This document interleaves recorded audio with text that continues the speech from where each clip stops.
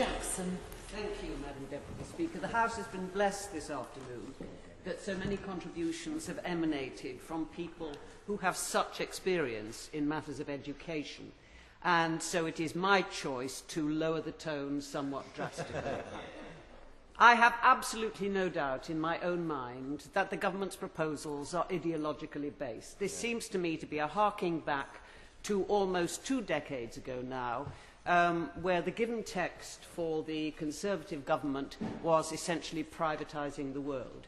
We've already seen their first incursion into attempting to privatise the NHS, and it is entirely clear to me that what is being proposed by this Academies Bill is the first step in essentially privatising education. If not privatising on that overt monetary sense, it is certainly going to revert it back to the bad old days of the 11+, of a grammar school system, of secondary schools which were much, much lower than bog standard, and that is, it seems to me, what this particular government is working for. If I look at my own constituency, for example, Madam Deputy Speaker, it is served by 2 local authorities, Brent and Camden. Both are looking at a serious shortfall for available school places, not only in secondary schools but in junior schools, for a variety of reasons, not least the increase in population. Both were savagely disappointed because their schools were taken out from building schools for the future programme.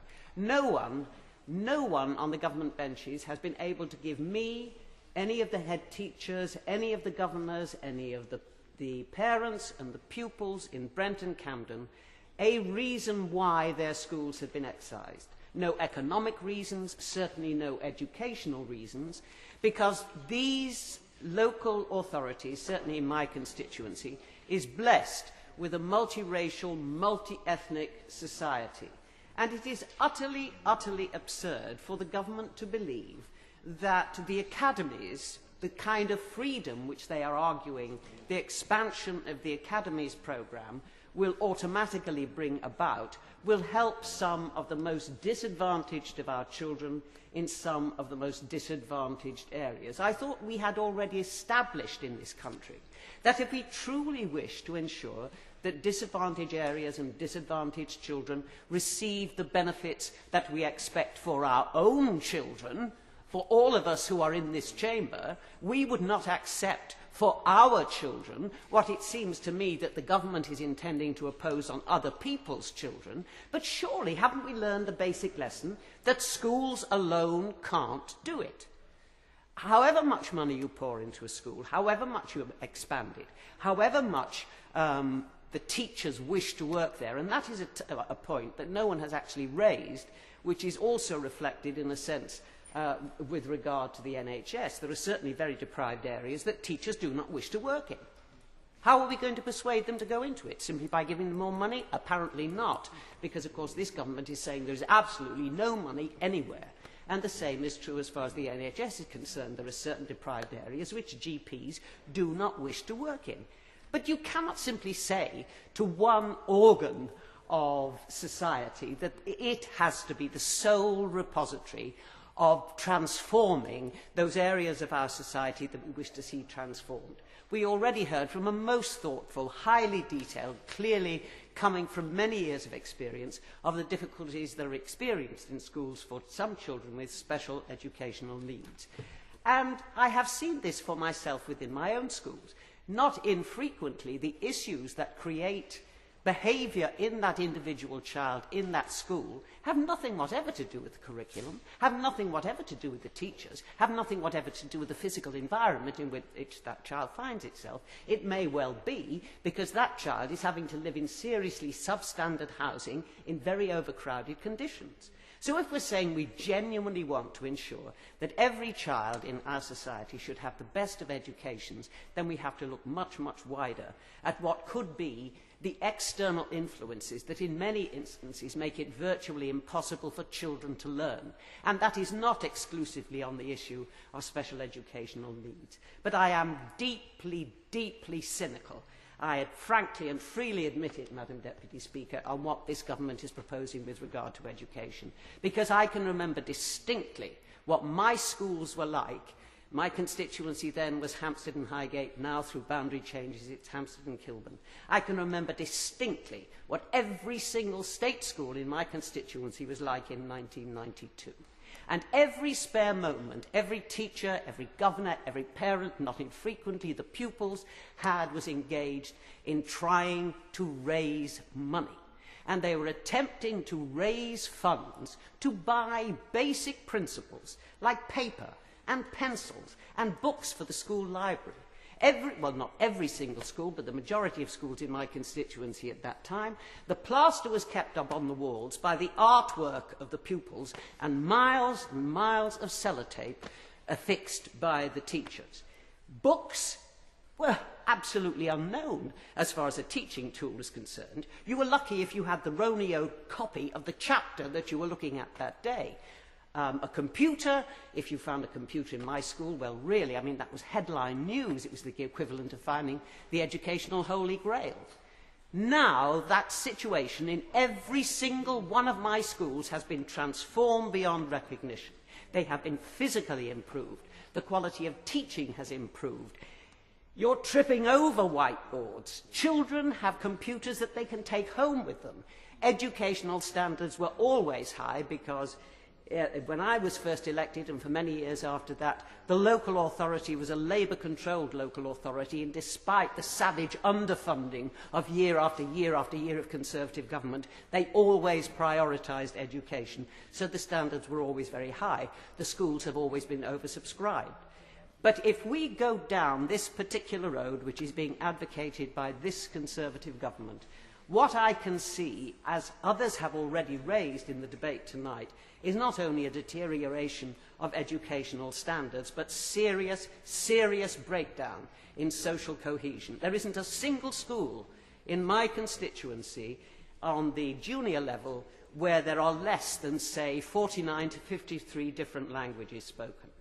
And I can distinctly remember when I was first elected going with groups of my colleagues, mostly from London, I admit, having to argue frantically for Section 11 money to still be there to assist in the teaching of English as a second language. There are enormous benefits for all our children in what we see in my schools. Indeed, I recently visited a junior school in my constituency where what is happening there is that the languages the children are now learning, because of influx of people from the European Union and other parts of the world, are Portuguese and Somali. I mean, these, languages that when I was at that age I didn't even know existed. There are huge benefits, but this kind of division, this dividing process which the government is committed to reintroducing will savagely attack all that has been achieved, not only on an educational level, but in the social cohesion, which is one of the blessings, certainly I believe as a London MP, of living in this great capital city, because it will move us back to those terrible days of the 11 plus of grammar schools, of children at the age of 11 being discounted utterly if they didn't pass the... Of course. She said she knew nothing about education, or very little, and certainly there are some points she's made which are interesting, to be polite. But could you just tell us where exactly in the Academies Bill, because I've read it from start to finish, and nowhere in it does it say anything about expanding selection. So where is it? I can't accord him the compliment that he accorded me on the level of politeness. And it's a pity he couldn't listen to me with the attention that I've afforded to his colleagues during the debate, because I didn't say I knew nothing about education. And I've completely forgotten the point that he was trying to make, which perhaps is just as well. But on the issue of the Academies Bill, if he really wants me to go back to why I am so suspicious of what the Academies Bill is doing, it is A, the speed with which the government is driving it through this House, and the other is the complete lack of any consultation on what is inherently fundamental major changes in this bill. And there is an illogicality in that as far as his government is concerned. We've heard much from his government of their absolute commitment to localism, to local people being able to make the local decisions that affect their local communities. That is the absolute bedrock of his party's commitment. Would the Honourable Lady just allow me on that? How does she square all this with the speech by the Prime Minister yesterday, bragging about his commitment to the big society and the inclusion of the great society? Well, I must be entirely honest with my honourable friend. I tend to avoid speeches by the Prime Minister. In my view, if you've heard one, you've heard them all.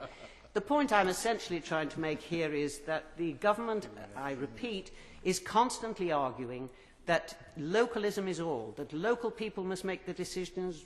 It's got to do with housing, if it's got to do with the erection of wind farms, if it's got to do with jobs, if it's got to do with everything. But on this central and essential issue, namely the education of all our children, apparently that local dimension is out of the window. Absolutely. There is no consultation with the people who really matter. No, don't you take your time now.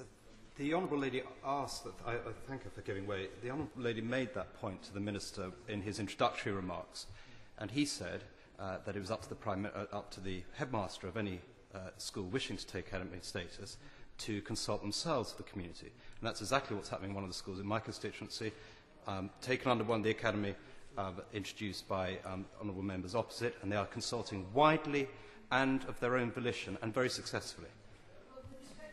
Gentlemen, if I heard the Secretary of State correctly, and certainly if I remember the changes actually within the bill, it doesn't say that they must, it says that they should. It doesn't say they must engage with poor achieving schools, it says that they should. It is much, much too broadly drafted for there to be any real input at all for a really achieving school to be able to make the widest possible contribution to their own local community. I am not standing here and saying that high achieving schools aren't doing that already, certainly in academies in other areas. They do.